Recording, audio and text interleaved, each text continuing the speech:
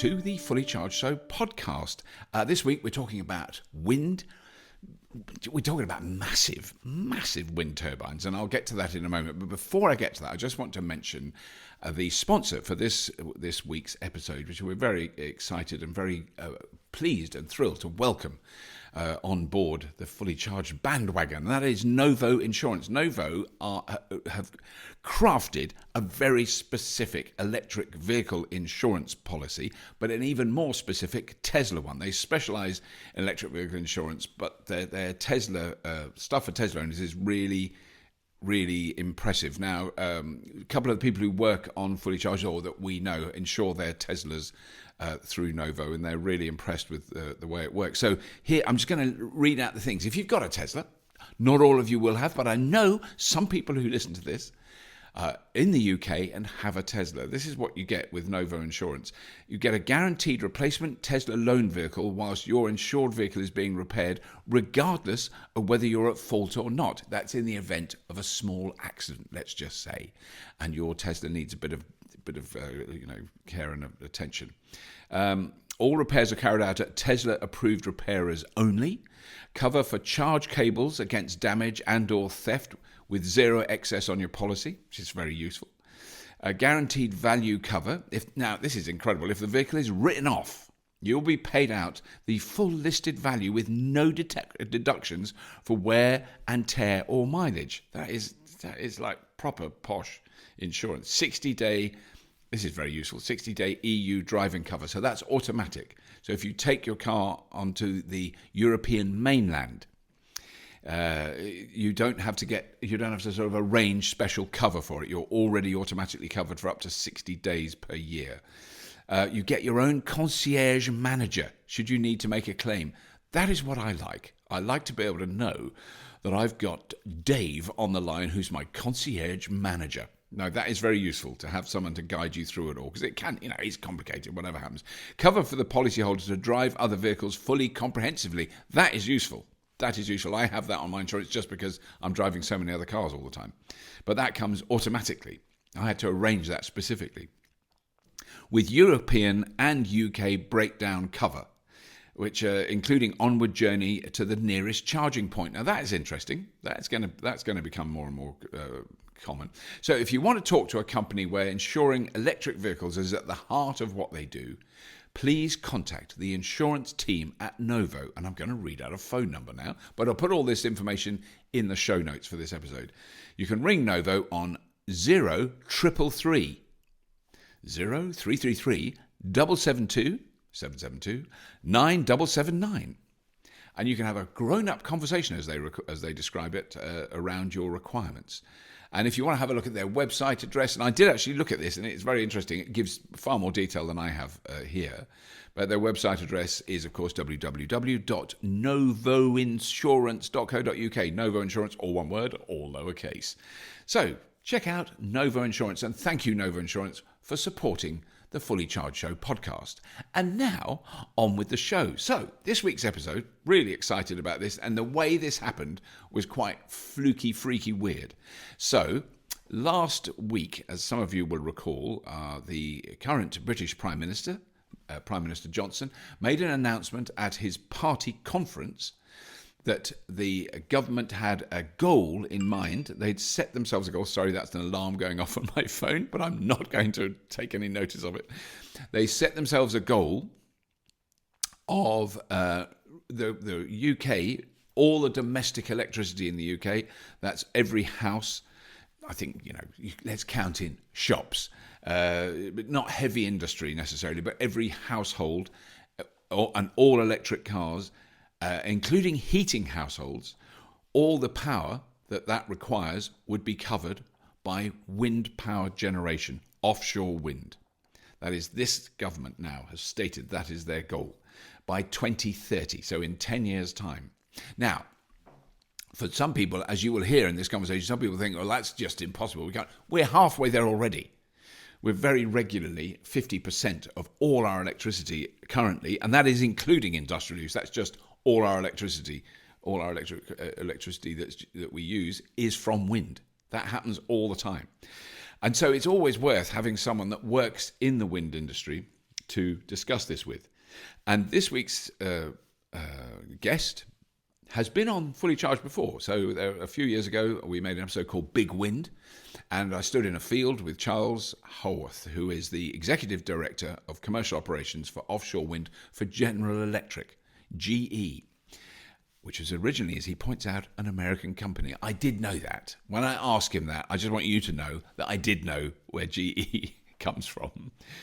I was just asking a question from I just want to get the basic stuff in there. And that's where we started. So Charles is very involved in offshore wind all around the world, not just in the UK. But what he says about what's happening in the UK is remarkable. So without more ado, please welcome Charles Haworth.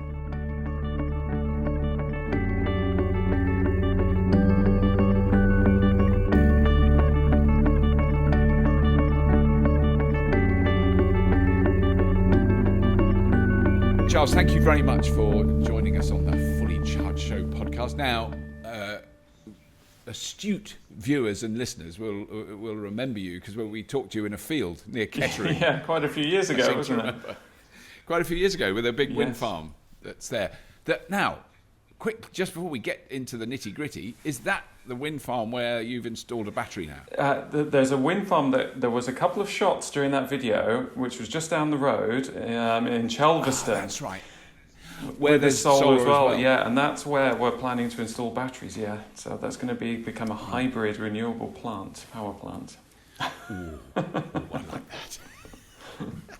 But so, give me a brief history then of because you work for now I say GE, it's General Electric, isn't it? GE. And it originally an American company. I mean, was it Thomas Edison's company? So exactly. So the light bulb, that one, the big GE. So they built the first power networks in the US actually. So that's yes. And they won the battle of AC versus DC and all those kind of things back at the beginning of the century. Yeah. And then so GE's been doing electric plus a bunch of other stuff now. So obviously in healthcare and aircraft engines and everything else. And so I've been with them for quite a while. It's going to be soon to be 14 years since I joined GE. Wow! Straight out of university, fresh-faced. And so yes, to give me a quick, because I think you have told me this, but what your background was. So what did you study at uni? I'm guessing a science subject. Yes, I did laser physics. I did a PhD in laser physics. That is very cool. So I was going to say, it would be amusing if you said, no, I did the history of art. I thought, no, it's probably not. No. Laser physics, that is amazing. So I was at laser physics Imperial in central London many years ago now. Wow. It feels like a lifetime ago. And then, it was so niche. And the problem is that when you go to parties and talk to people and they say, what do you do? And you say laser physics, the eyes glaze over. And although it was fascinating to me and my colleagues, it was very hard to get enthusiasm from the rest of the world. So then I wanted to have something that was bigger and more impactful, and I got an opportunity to join GE in their commercial organisation. So I was out now selling power plants, and the beauty of my job in the last 14 years has been, if I'm successful, a huge, power generating plant gets built, so whether a wind or other forms. So it's really it's really good, and it's nice to see when you've signed the contract a few years later, the thing gets built and you can drive past it and say, I did that. But then, so I mean, what's happened then? I would assume, I'm guessing this, but from some experience, that in the last 5 years. No, let's go for the last 10 years. The notion of wind as a genuine alternative generating source has gone from sort of fringe. Well, in my lifetime, it's gone from mad hippie fringe stuff to kind of to absolute mainstream industrial level rollout. Particularly in the last 10 years. It's been a phenomenal change, and it's funny. I try to avoid very much making forecasts about the future, because even though I'm in the industry, I keep getting it wrong and underestimating renewables. Right. So I joined. Right. So when I first joined GE, I actually did a bit of wind, and then I moved to gas turbines. So gas turbines are like the big way of producing power, and it's the cleanest source of fossil fuels. So it's pretty clean, but it's still fossil fuels. And I was doing that, and I remember there was this wind business that was, again, as you said, kind of fringe, and it was not the mainstream, and people were kind of, some people laughing at it, saying it's never going to take off. And then I went over and joined the wind team, and it's just been a roller coaster since, and it's just growing and growing and growing. And now, I mean, cost of energy wise, wind is beating gas in nearly every country around the world. It's by far the cheapest form of new generation. So if you want to build a new plant today, wind is cheaper, both on and offshore in a lot of countries. Wow, that is because I knew it was cheaper here, but I wasn't sure about around the rest of the world. There's a few places where where there's some differences. So obviously, if you're making natural gas in your country, then sometimes it can be cheaper. Whereas if you're importing it, there's a price difference. So there's a little variance around, but I mean, rule of thumb, it's cheaper, which is amazing, and that's why it's growing like crazy. And then now the world's also realizing what's going on with climate change. So now we're getting the politicians around going green. So that drives it as well. So economically makes sense from an environmental perspective, and it's just growing. And then all the other issues around the fringes of, storage and all the problems that people bring up, they're being solved, which is not surprising. Humans are pretty amazing, and the engineers in the back office are just do amazing jobs every day. Yeah. I mean, that is the thing I remember learning many years ago, very much through the kind of TV shows I made, but particularly with Scrap Heap, was meeting loads of engineers who, when there's something really difficult that seems to baffle the human race, they get really excited. They start talking faster, because that's brilliant for them. We cannot solve generating energy without burning fuel. Oh, can't you? Oh, brilliant. Let me have a go. So very different attitude, whereas I'd go, oh, that's really depressing, I give up.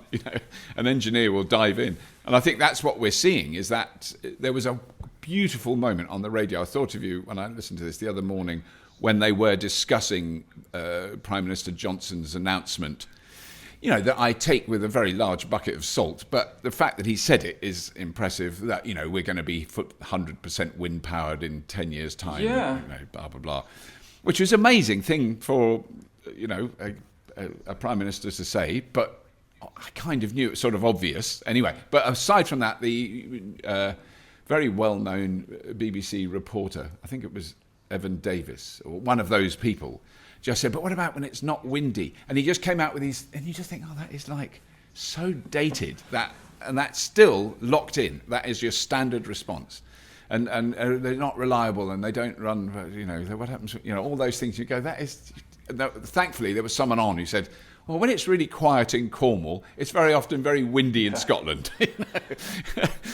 And also the fact that we're connected to the European grid. Exactly. So, there are obviously hurdles to do something as grandiose as has been announced. But it was, I saw the announcement myself, and I thought, is that possible? I'm in the industry as well. I was like, wow, that's a bold statement. I thought, is that really possible? And I started looking at the numbers, and yes, it is possible. He's not saying anything completely wild. And it's only 10 years away. So they have a line of sight to achieving this, and it's very realistic.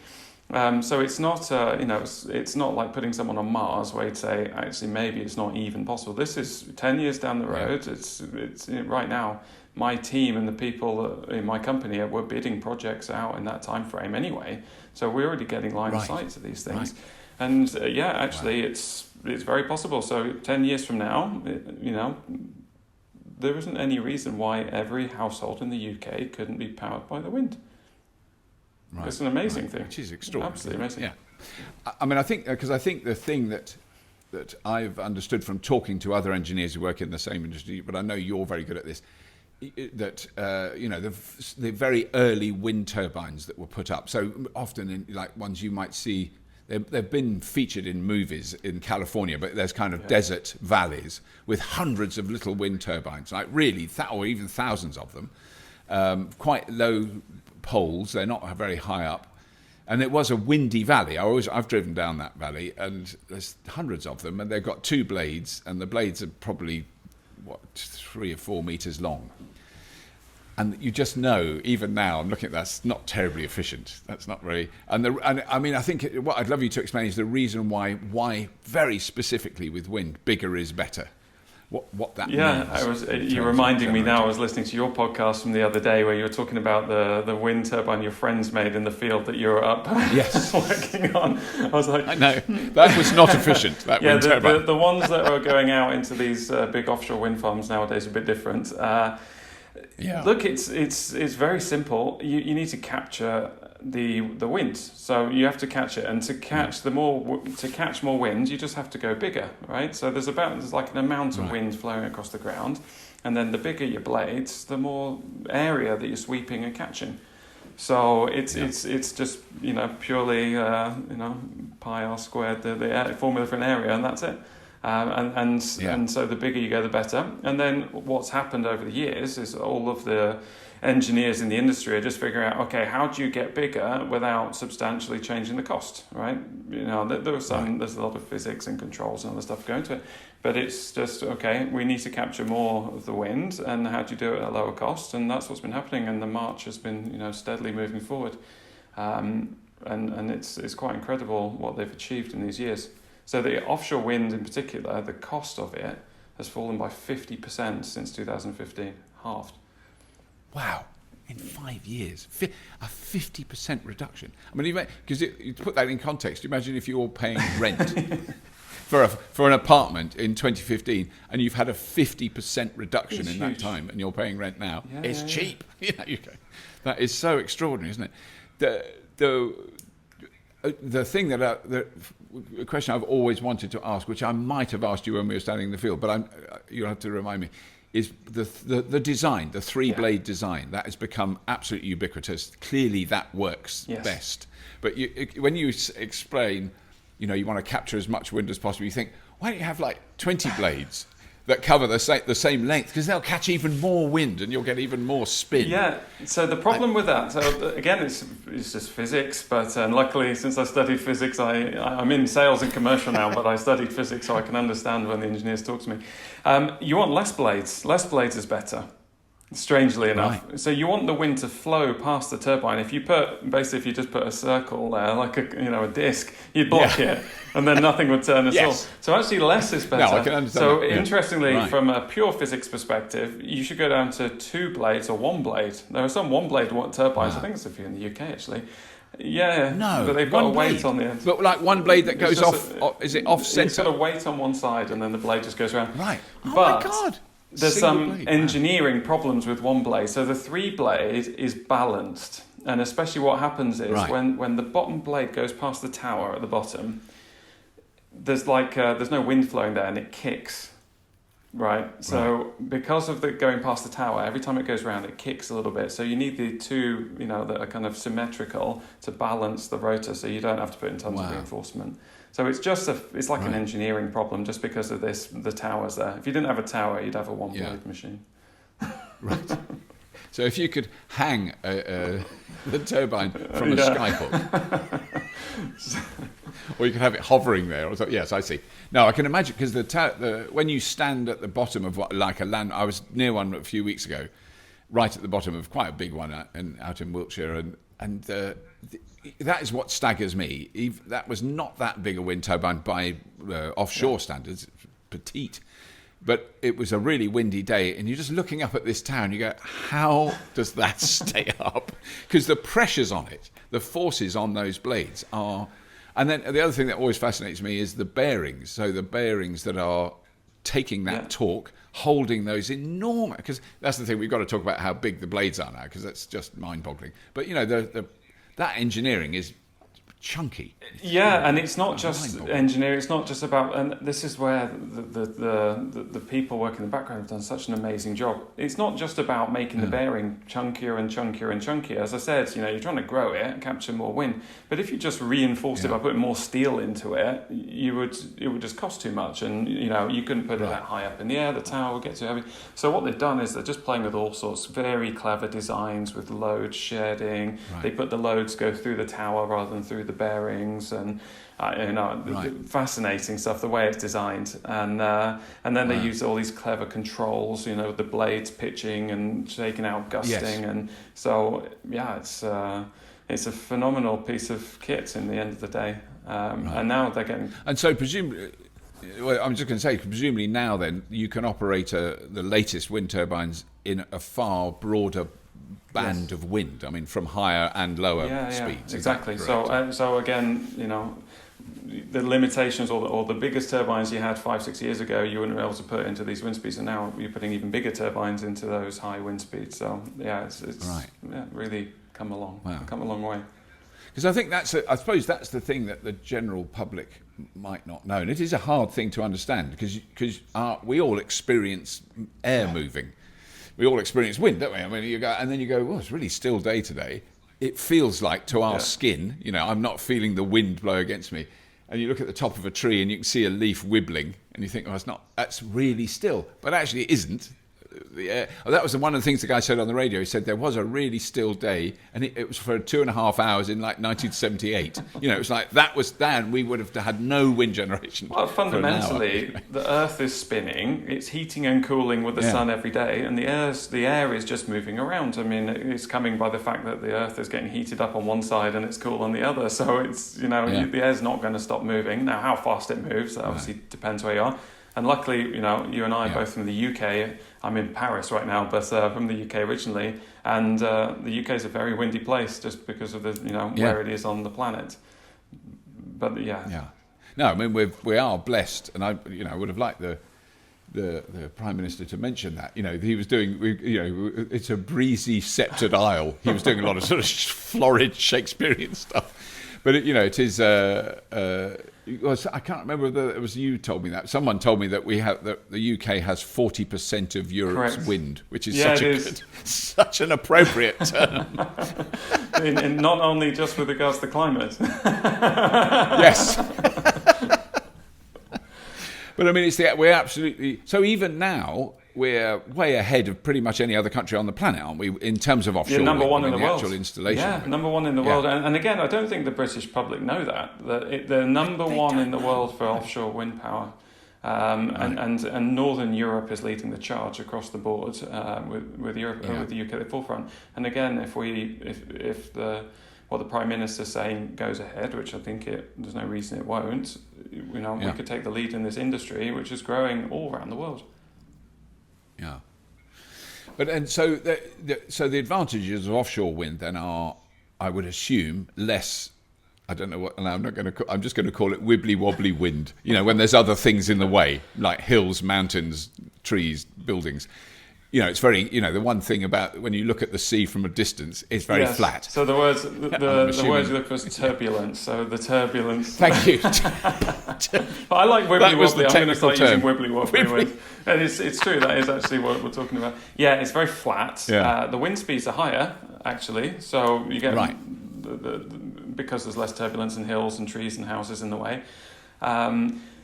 The big advantage, and I've come to learn this in the past 8 months because I've just joined offshore and I used to do onshore, so I was trying to sell onshore turbines everywhere in the last number of years. It's just scale. You can do it at scale. If you want to put a gigawatt of wind energy out there and you're trying to permit it in the central, United Kingdom, the permitting, the council meetings, trying to explain to all the locals why you're putting, hundreds of wind turbines across their land. It's just so difficult to organise. Whereas offshore, you can really get it done at a massive scale. And the other thing is that typically, if you look at a map, human beings tend to congregate around the sea. So ports, rivers, and all the rest of it for historical reasons. That's where the electricity demand is. So if you can then build these offshore wind farms close to where the demand is, you're not going to build the wind farms in the cities, but you could build them offshore near the cities, deliver the power locally, do it at big scale. And so that's why it's taking off around the world and it's growing like crazy. Yeah. So I think that the exciting things that have happened, well, one is the size of it, which I do want to talk about your latest version. As regards the UK, just the scale, or the actual scale of individual turbines, but it's also the notion of because we've got the perfect environment for it. It's windy, we're an island, we've got sea all around us, and we've got quite a shallow sort of seabed around the British Isles, isn't there? So there's lots of ample opportunity there. But the ones that I'm fascinated by are the floating, because that makes no sense. But I know there are some in Scotland, aren't there? Floating wind turbines, because you think.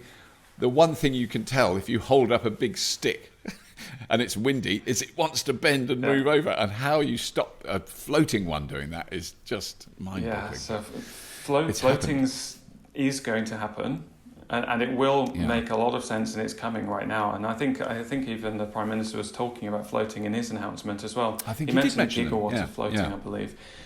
So floating, I would say, is the future. Right now, as you mentioned, it's these fixed bottom ones where you build a foundation on the seabed and go and put them up. Yeah. And then floating is going to follow. And there's lots of people doing demonstrators and building these platforms.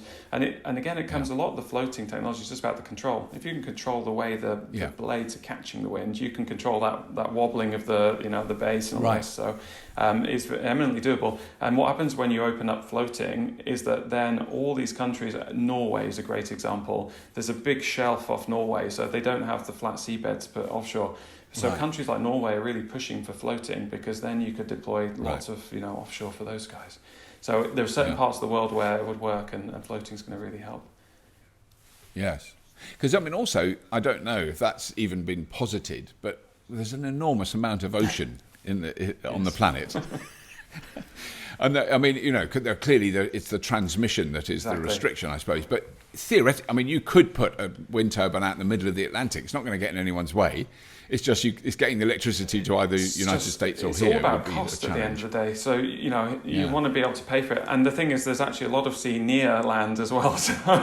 Yes, that's true. I don't know why I have to. No, I want it in the middle of the Atlantic. Well, the Dogger Bank project, which we just announced with our partners, that is sort of in the middle of the sea, because Dogger Bank it's about 150 or 130 kilometres off the shore. And it's a sandbank between the UK and Norway, and it just happens to be a shallow area where they've been developing for years and years, and that's the big wind farm that we just announced recently. So a very interesting location, and that's pretty far off. Right.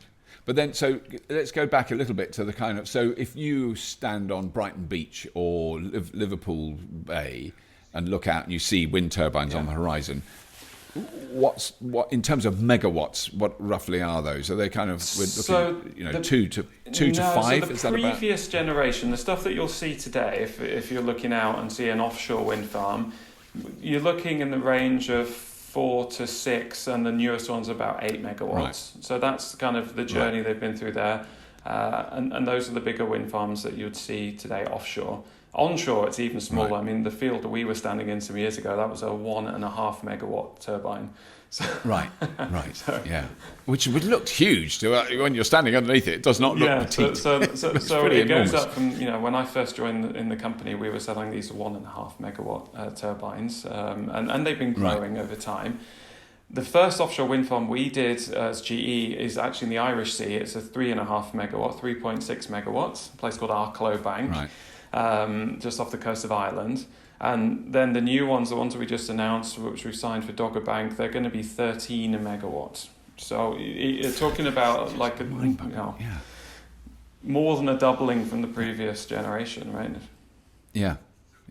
So that's the thing, isn't it? That's the difference. And presumably has a lot to do with the economics, that you would have had to install 2 or 3 turbines to make that much electricity previously, and now you do 1.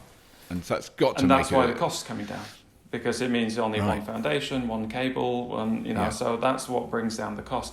And then it's just a technology game. So how big, can you go? And as the technology allows us to go bigger, then the cost comes down. So it's, it's a very straightforward progression. But the progression is always surprising even me. And as I said, I'm in the industry and I still get surprised. Yes. Well, because those stats, I love those, because I remember that when we flew over the Bobo Bank extension, and that was one rotation of one of the big turbines. I guess they're 8 megawatt ones, was enough electricity for a house for 48 hours or something. I can't remember quite what it was, 24 or 48. A lot of electricity, just one turn. And I think our new ones, so the really new ones big at Dogger Bank is one turn is now 2 houses for. Right. So. 2 houses for 24 hours. Yes. 24, 48. It's mind-boggling. It's mind-boggling. And when you start to then build that up and talk about the impact, so again, coming back to what Boris Johnson mentioned, all households being powered by offshore wind, and it sounds ridiculous. My first reaction was that can't be possible. You start to realise it is possible. We're actually a significant way there already today, because there's a lot of installed base on and offshore. So we're already kind of halfway to the goal, and and it's more than doable. You're talking 40 gigawatts. Right. The UK market overall for electricity is like 50 gigawatts. So you're not talking about the whole all electricity production. You still have to have other sources there. And this is for industrial use rather than domestic. Other things, right? So outside the Yeah. households, you have a lot of other electricity uses. So he's targeting the households, but the households is a big portion of it. Yeah. And as I said, we're probably about halfway there already. Right. But I mean, if it's households and transport, I mean, that would be the thing that is the technology that's emerging that really matches this is not, because I've got a vehicle to grid unit in my house here, and I'm hoping I'm wrong, but I'm remaining mildly sceptical about domestic vehicle to grid. But I'm very, very bullish, I think is the right term, for fleets. Once you start to electrify large fleets, so there are, like big delivery companies here who are ordering 10,000 electric vans. Amazon have just taken a possession of about 700 or 800 for the Southwest. All their deliveries now in the Southwest are electric vans. It's incredible. That is a lot of, and they are talking about putting vehicle to grid systems in when they're not. Those vans aren't being used at night. And they're not doing 24 hours. You talk about fleets, something which has blown me away. So I was living in Dubai just 8 months ago, and that's they're doing a lot of interesting stuff, renewables, mainly solar. And I've just moved to Paris, and what's been phenomenal for me, and I absolutely was not expecting here, is that these fleets of rental vehicles, so electric scooters, electric cars, so they've got electric cars you can just walk up to with the phone and open them with your app and get in them and drive, park them and get out again, and it's done. And they're all electric, and those cars are around on the streets of Paris, parked up all the time, and those ones can be plugged in, and I'm sure then the networks can figure a way of doing that.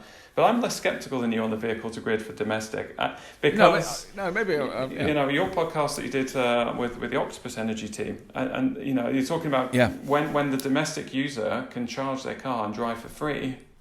Well, all of a sudden, people are going to start, participating in this. Or what's happening at the moment, which is you get paid to charge your car. I mean, that is so bonkers. Still, I still can't. I think it's the next technological step. So the system I've got here is a CHAdeMO. At the moment, the only connector that can really do it today is CHAdeMO, and I think they're working on CCS. But what makes so much sense is Type 2. You don't need 50 kilowatts in your house. You need 5, and that could come out of a Type 2 connector very easily. That could run your oven or your shower or whatever. It's that, and also it's cheaper. That's the thing, because this unit is still very expensive. Put in context as well to what we were just talking about, offshore wind powering or wind powering all the houses. So one house and one car let's assume that we can get all the power from wind on the windy days. Yeah. One car, think about a battery parks in your car, a Tesla, a Renault Zoe. The battery pack in that can power 2 or 3 houses for like 4 or 5 hours. Yes. So if you've got one in the street and you've got offshore wind powering it when the wind's blowing, there's a lull or there's a downtime, and you've got vehicle to grid, you've halfway solved the problem already. So the technology's all there. It's not rocket science. We're not doing something completely new, but it's just been coordinated, and I think the coordination's where the difficulty comes up, making sure the cars have got the right connectors, making sure that the networks are communicating with them and all this stuff. It's just not, I shouldn't downplay how hard that is. No, I think it's quite complicated. I mean, what's great is there's lots of people in software engineering and in grid engineering who are all excited. I meet them. They're really excited. It's going to be really difficult. They love it. It's good to have a challenge. And there are more and more competent systems appearing where you can, because I think it's got to be frictionless for people like me. I'm not so I need to be able to plug my car in and not really think about it. And then the next morning go, 1, it's full. 2, I got paid £3.20 to fill it. And 3, the rest of it cost me 2p a kilowatt hour because it was off peak and it was at night and it was windy and no one was using it. Type of that then becomes, if that's frictionless as possible. But that's what's blown me away here in Paris, is that's what I have. So I don't have a car parking space in my new apartment here, and I walk out of my house. I have an app in my hand. I can say, where's the nearest car? I walk 5 minutes down the street, unlock it, get in it. It's already charged. Drive for however many hours I want. Park it anywhere. get out, lock Right. it, and it's done. And that's so frictionless. It's unbelievable. It's so frictionless. And also, you're not then responsible and anxious and maintaining a vehicle for the 93, 4, 5% of the time that you're not bloody using it. Because that was the thing that I got, that was my biggest depression, which shows the weird bubble that I live in, when we were locked down earlier this year. And you couldn't go anywhere with other people. I went, car sharing and public transport. All the time, like all last year, all the talks I was doing, it was all about, we can't just replace all the cars we've got now with electric ones. It's stupid. We've got to be able to share them. I don't want to own a car. I want to have access to it. Exactly what you're experiencing. And then it suddenly went, I don't want to get in a car that someone else has been in. But then you'll have the choice, right? That's the luxury. But you'll have the choice, yes. So, and the thing is, it's absolutely contrary to my expectations. So I did a thing with Zipcar in London last year. Their usage has gone off the scale. It's gone up this year, way up. And because they've now got, I don't know, a couple hundred electric cars on the streets of London. And they're really popular and people use them. All that stuff it does make so much sense. If only, it's generational, I think. So I think you're young enough to be able to adopt that without worrying, what does this car say about me? If you're worried about that, then just do something. I was the only Renault Zoe driver in Dubai in the car park at the office. So I cannot, because I've been in Dubai a few times and it's always Teslas, and I can't quite picture a Renault Zoe in Dubai. That is so cool. Out a little bit, I'll say. But they do have a charging infrastructure. They do. Everywhere. You can charge cars there. Yeah. So yeah. But I think that's a part of the solution that's going to come together with this move to, you say, wind powering the country, and that's not just for the UK. So I think I'm kind of very proud of the British government coming out with these bold statements, but we're seeing it everywhere. Yeah. I mean, the same moves and the same things we were just talking about. The UK are applying, a lot of countries around the world, all of Northern Europe. We're working very heavily on the east coast of the US right now. You've got Japan, China's there, Taiwan, South Korea. It's just a phenomenal market out there, and everyone is, all of a sudden I'm just getting more and more connections every day. So, people looking into building offshore everywhere. It's really phenomenal growth. And would you say that there is a direct sort of descendancy, if you like, or a link between people who've worked in offshore fossil fuel industry, so the offshore oil and gas? I would imagine there's very high level of skills transfer. If you can run an oil rig in the North Sea, you're probably quite good at putting up a wind turbine that doesn't fall over. So the biggest customers or the biggest players and owners of the assets that we deal with, so my customers have now moved from, some farmers in Germany in a field or some local developers onshore, and now we're meeting with Equinor, which was formerly known as Statoil. So that's the Norwegian oil company. Ørsted, which is the biggest offshore wind company in the world, who used to be Dong, Danish oil and gas company. BP, British Petroleum, just invested $1 billion into some wind farms in the east coast of the US. So BP's there. Wow. Shell is everywhere. And what's amazing, and this is where, again, coming back to why this is such a great industry for countries to get into, those skill sets are transferring around the world. So what we're seeing now is that we're going into all these new markets and, going into the Asia Pacific region. We're now going to the US, which is a new market for offshore. And the companies that are going there are all the European ones that started off the journey in the first days. So the vessel companies, the consultants, the lawyers, the financing companies, they're now exporting their skill sets around the world. And so that's why it's so important for a country to go and do something bold like this, build that industry.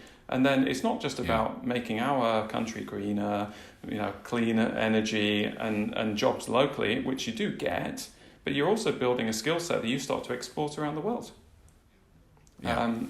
So, I see it's been really phenomenal way of building up long-term industries for a country. And so the ones that jump on board first really take benefit. Yes.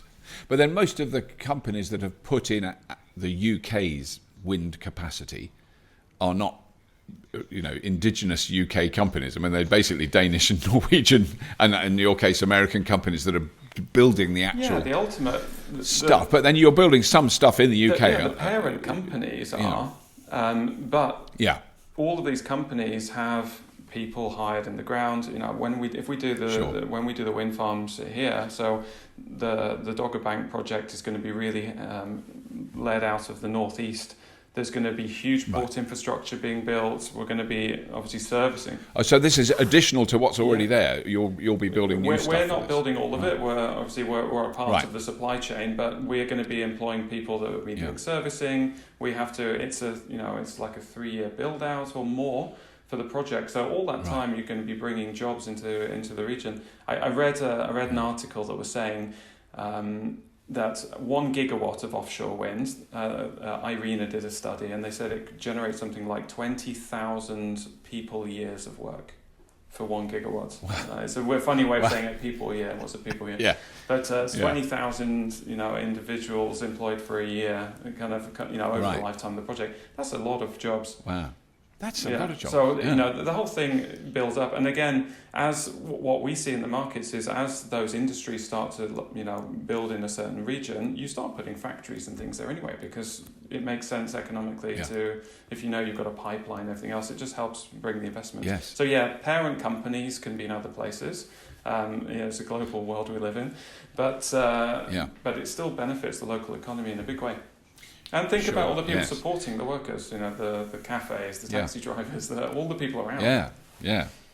We desperately need it at the moment. I mean, I think, and that's another thing I think it's worth explaining, because I've only ever seen, so one day we're going to go and film some of this for Fully Charged. I'm determined. It's going to take longer than I hoped. But in terms of scale, so, as you've explained very clearly, the bigger the better. But if you have because what's the longest blade now on a wind turbine is over 100 metres. Yeah, so our blades that we're going to be shipping to this site, and we're manufacturing them already. They're 107 metres long, just one blade of the 3, which is, it's funny. The problem with this industry when you talk about it is there's so many numbers, and they're so hard to put in context. What does a 107 metre blade look like? And I can tell you now, I personally, having stood next to a 50 metre long blade, that it's massive. Right, yes, I've seen one of those. It's huge. So, I can't quite imagine 107 metres. I can't quite get my head around. But the thing about that is, say you want to go, we're going to put up a wind turbine outside Macclesfield, and it's got 110 metre blades. And I just want to, the logistics team. Can't. So how are we going to get it there? You can't get it there. So you build it on the shore. You put it straight on a ship. Straight on a ship. Actually, what we're doing in onshore, and I was involved in projects when I was in Dubai where we sold the first split blade. So in onshore, they're having to cut the blades in half. You ship them in 2 pieces and join them on the site. So our biggest onshore turbines, we had to do that because it's impossible to transport these huge things, around roads, around the roundabouts, and all this kind of thing. But no, offshore, you build everything right on the coast, and then they just get loaded straight onto a ship and sent off to the wind farms. Yeah. So the one, because we are in negotiations to get our presenter Stefan to go up. She's said if we're allowed, she'll do it, even though she's terrified of heights. She thinks it'll make good television to see someone experiencing genuine fear. We're just getting all the connections made to try and get the filming done for that. So we'll see it. Yeah, but I mean that tower, that's sort of irrelevant in a way at the moment. But that is an experimental version of what you're going to put out on Dogger Bank. It's the prototype machine, so it's the same machine, but what you do is before somebody will buy 100 of them, they want to see the prototype up and running and test it. Actually, and then we get. Does it turn? That's what I want to know. Does the blade go round? And they want to see, does it really make 13 megawatts? And so we prove it and we test it all out onshore. So we got our prototype in Rotterdam, and that's been running now for nearly a year. And it was originally installed as a 12 megawatt, and our smart engineers have now made it a 13, and it's so it's now running as a 13 megawatt. Wow! And again, they played with the software and some cooling and stuff. Fantastic thing. That turbine generated enough power in one day. This is the prototype to power 30,000 homes in Holland. Wow! Wow! One turbine. That's incredible. So even the prototype's breaking records, and so that one, the tip height of it. So it goes up. The turbines, when they're out at sea, it's going to be nearly 250 meters in height, just under 250 meters, which is like you're talking about the biggest monuments on land, right? Yes, yeah. I mean, 250 metres is a tall tower block. I mean, it's a very tall it's building. huge. I don't know. I mean, There's some good infographics if you Google them, looking at, compared to the Eiffel Tower and all this kind of stuff. They're like, then we're talking on that scale. And the Shard and all those things, yes. No, it is phenomenal, isn't it? That is extraordinary. But then the other one I love, because what they often look like from a distance is this big tall tower. It's got a little tiny box on the top and then these massive blades. But what I love is the size of, because that it's just so deceptive because the blades are so long, the towers. But that box on the top is huge. Yeah, it's not this turbine in particular, the box is the nacelle. Well, it's not called the box. The nacelle at the top, it's a 3-story building. Wow. So imagine standing at the bottom looking at a 3-story building and then go and stick that offshore, 150 kilometres offshore. And also, this is what always boggles the mind, is you're on a ship that's got 2 massive cranes at the front sometimes. And they have legs though, don't they? Lift some of them themselves have up, legs, some of them are floating. Most of them have got my these God. legs that jack down to the floor and then lift and that blows me away, is that the whole boat lifts out the water on legs. I know, because I saw one in Dundee Harbour last year or year before, with the legs up, and it's like it's just a boat with 4 massive towers sticking up in the air, because they were obviously not lifting it up at that time. But you could see how deep they could go. You're not talking water that's like 10 foot deep. We're installing now. I mean, the projects we're looking at, I would say the easier ones are like 20 meters deep. And I used to do a little bit of scuba diving, so I was allowed to go down to, I think, 15 meters was like the deepest you can go with a scuba diving tank on. So we're installing at like 20 meters is the shallowest. And they're going out to now 50 meters and beyond. So these are very deep. I mean... So when you see the water level, the surface of the sea lapping against the tower, that's already 50 metres of tower underneath that. Well, and more going into the ground. Exactly, yeah, because the monopiles are kind of driven into the sand. So you've got very, very big stuff. It's all crazy stuff. It is crazy stuff. It's very, very hard to get your mind around it, but it's amazing at the same time. And I mean, it's such an achievement that the human race can go and design and do this stuff. Yes. So then with that... I mean, I'm just thinking now the economies, because I won't take up too much more of your time, but it's a healthy obsession, because I'm not allowed to talk about this in the kitchen. Yeah, my wife hates it. The biggest wind turbine's got, Yes, all right, darling, just shut up and cook the curry.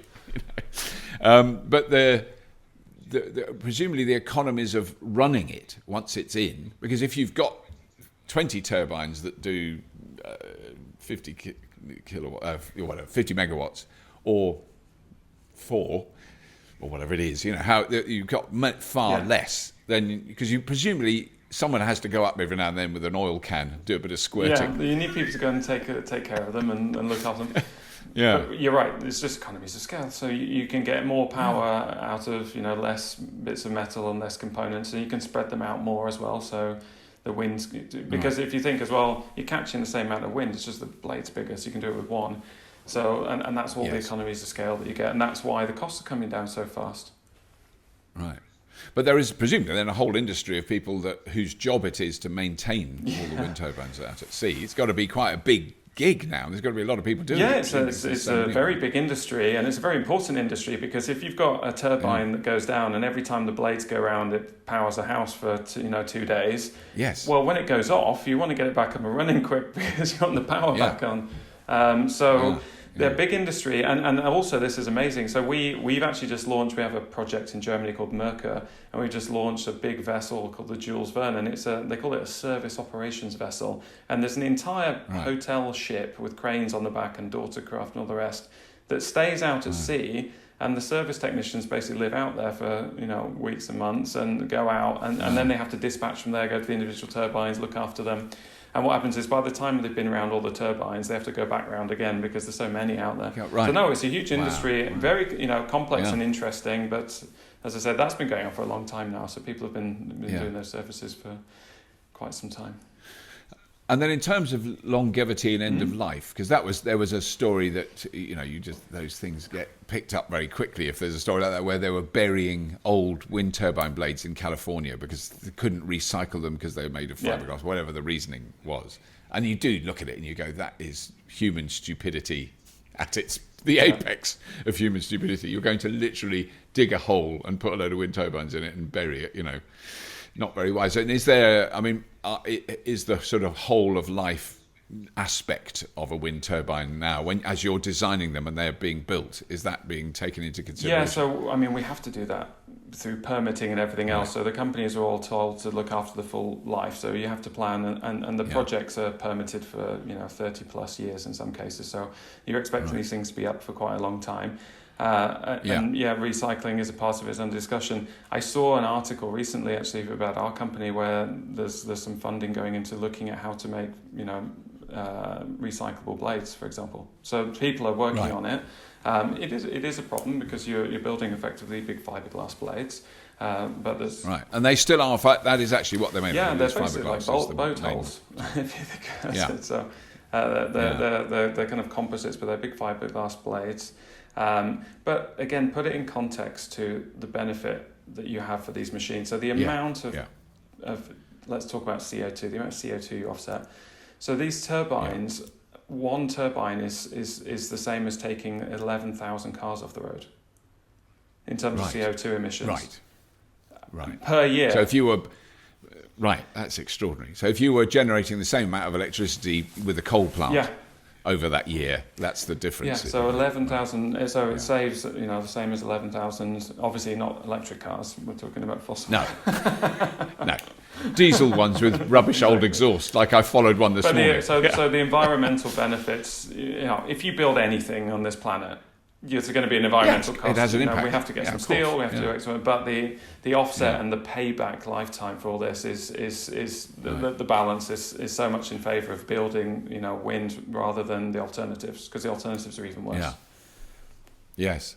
And then, so in terms of its lifetime then, because I've heard that mentioned many times, like 25 to 30 years is perfectly plausible for a wind turbine. But what is beginning to fail then at the end? Is it things like the bearings and the structure of the blades? Mechanically, and again, you have the design life. So typically you design it with a certain set of parameters. So the engine's going to say, okay, we need to make sure it can last and all these main components last for this amount of time.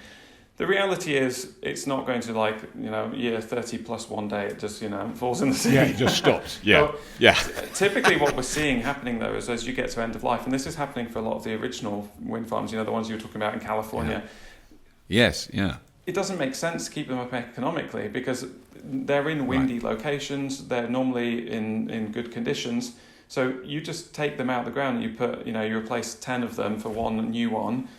And economically, it doesn't make sense to keep them beyond a certain lifetime because the technologies move so quickly.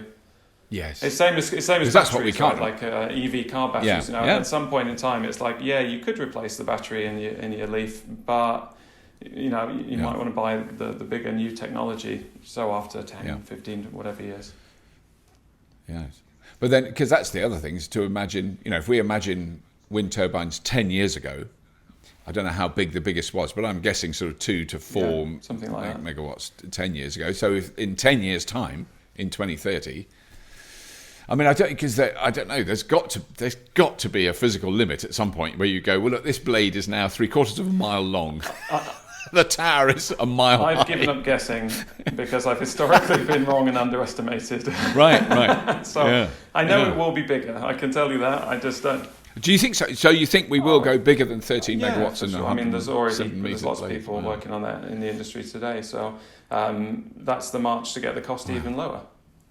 And that's going to be on onshore and offshore, the same way that solar panels are going to get more efficient and batteries are going to get, longer life. Of course, we haven't reached the end of technology yet, right? Because can you explain, this is a really dumb question. So you've got a 10 megawatt wind turbine, which is huge, and then the torque you need, the twisting force you need to turn that generator is X. If it's 13 megawatts, is it X plus some more?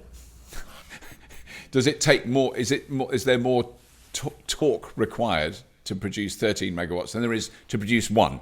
Let's go that way.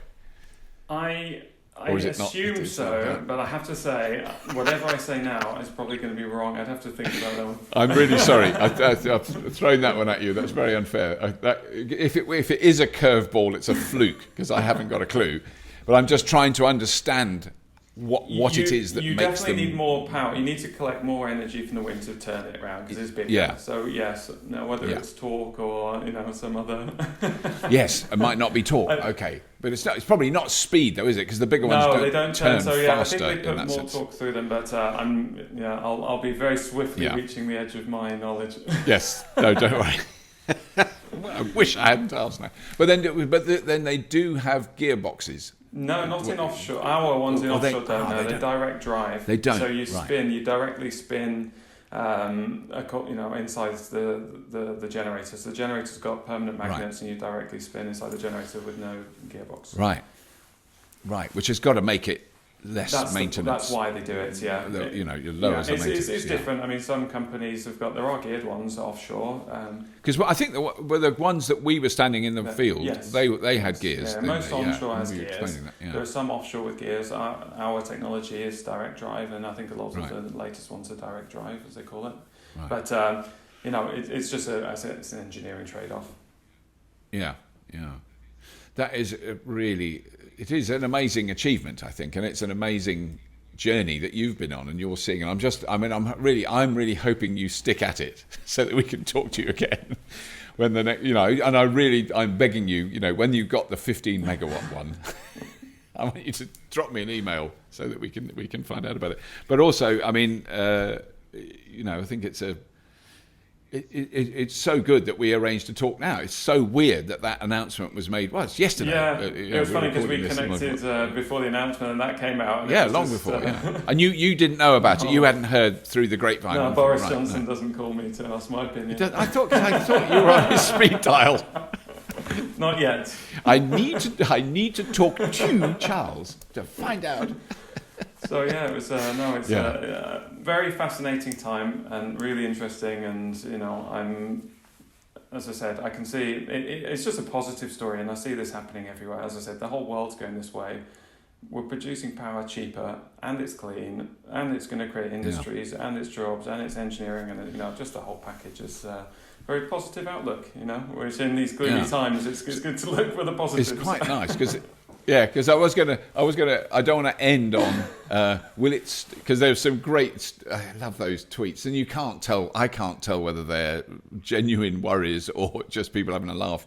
But it'll stop the wind, which I think if you fly over them, and you've got to realise that the reason you're up in the air is because your wings are going through what we can loosely classify as wind, and you're about 30,000 feet above them. There's enough wind, I think. There's enough wind, and I think that I don't think we use that much power that we're going to, stop the air moving around the planet. But the other one, which I think is more legitimate, but still often over exaggerated, is bird deaths. Is clearly, and I mean, but that's I'm guessing far more common on shore turbines. I suppose you might. I'll be honest with you, I don't seagull. know the answer to that, but I do know that on all of these projects, one of the things that takes the longest when you're developing and our customers are developing a new site is doing all the studies on birds. So every project, and I just saw actually there was a project. And is that offshore as well? They have to study the birds, the marine life. I mean, it's the same as putting a building anywhere. If you want to build a structure, you have to go through the permitting. You have to prove that you're not doing any. Adverse damage. So every country does it slightly differently, but there's tons of environmental studies, and again, there's a whole ecosystem of companies out there that just go out there and study the marine wildlife, study the birds, and try to make sure that there's no big impact on it. Because I do remember going to a marine biology research centre in Scotland. Now I can't remember how I ended up there. It would have been filming it for something, and I can't now remember. It's a bit embarrassing. But they had a very large sort of drum in the middle of a huge tank that was full of cod, and I'd eaten cod. I had it covered in batter. I'd never seen. They're not particularly pretty fish, but there was hundreds of cod swimming around. I mean, really, it was a massive tank indoors, huge thing. But the tank, the barrel thing in the middle was vibrating very gently, and you could see the little ripples coming off the surface, and that was to recreate the noise that would be created by a wind turbine. This is 20 could be more than 20 years ago. And I was there talking to the marine biologist, and I said, and is it really affecting them? He went, no, they completely ignore it. Makes no difference. We cannot tell that there's any difference. And the thing is that I'm not an expert on this particular topic, but I do know that these questions are asked, before anything gets permitted. Right. And keep in mind that offshore projects have been built for many years now, so there's a lot of experience and data, and so there's 15, 20 years of putting. I think it's I think there's no question. Some wind turbines have killed some birds. You can't say that, but nothing like as many as cats, cars, glass-fronted buildings, mirror buildings. They kill tens of thousands of birds. But the only experiment I know, the RSPB in the UK put a net up round a wind turbine that's outside Stroud, which is not a terribly big turbine. It was a long time ago, and they had it up for 3 years, and they found so that would catch any bird that was hit by it would fall into this big net that was on the thing. And they counted there was 3. There was a bat and 2 birds in 3 years. So and that is high. So they were unusual birds that would be that high. And they think always at night. And it was, I don't know what the birds were. No, the bat was sort of upsetting. But it was only one bat. It wasn't like 50 bats. And again, if you do anything in the environment which is different, it has an impact. Yeah. But climate change and those impacts could have a worse impact. Are more likely to have a bigger negative impact on the environment and wildlife. Yeah. So that's why it's just important to go here. And you have to do it sensibly, right? I mean, you have to take these things into account. But we are doing that in the industry, and the governments are keeping an eye on us and making sure that things are done properly. And to date, I think it's been a big success. Yeah. No, that is very exciting. Well, look, good luck with Dogger Bank. Thank you. Yeah. Now it's the execution part. That's going to be the fun bit. Right. Yes, they've actually got to put them out there. Once we start getting things all shipped up, maybe we can go and have a look together. Yeah. Yeah. No, I would love to. Any chance to go out on a big ship with a load of cranes. I do get very carried away with very big engineering. It is extraordinary. It's engineering is the biggest. The scale of it. Yeah, it's good. As big as it possibly can be. That is fantastic, Charles. Thank you so much for taking time to talk to us. It's been really interesting, and we'll definitely want to catch up again whenever we can. No, my pleasure. Thanks for inviting me down. As I said, just lucky coincidence that this announcement came down. When it did. Absolutely. And good luck with everything on the show. And thank you. I look forward to seeing and hearing from you again.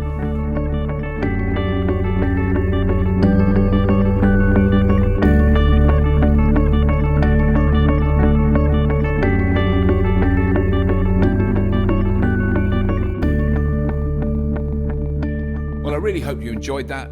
I just always love talking to Charles. He's just a brilliant. I just want to get him as a regular guest on Fully Charged because he's so good about the energy matrix and what's happening with offshore wind. And there's a whole other massive area that we could have discussed today, but we kind of decided to not focus on that. But in terms of the transmission of offshore substations, which are mind-bogglingly huge. Of how you get the power from the wind turbines to the shore. We'll do another episode with him about that at some point, but we're also hopefully going to be getting up close and personal with the biggest what is currently the biggest wind turbine in the world that's in Rotterdam very soon on the Fully Charged show on YouTube, etc. So that's all for this week. Please do subscribe to this podcast. I've noticed a really good increase in the number of people who are listening to it. So we did have a break over the summer, but we're now back to a regular weekly podcast. Goes out at Monday mornings, UK time. And it's worth catching up with it because there's some other amazing people that I've been talking to recently that are going to be on future episodes, plus more news episodes with just myself. Which some friends of mine who don't have any interest in any of the stuff I talk about listened to that particular episode. Don't know why. A couple of people have said it and they really liked it, which is very encouraging. It's nice to hear that if people enjoy what you're struggling to do.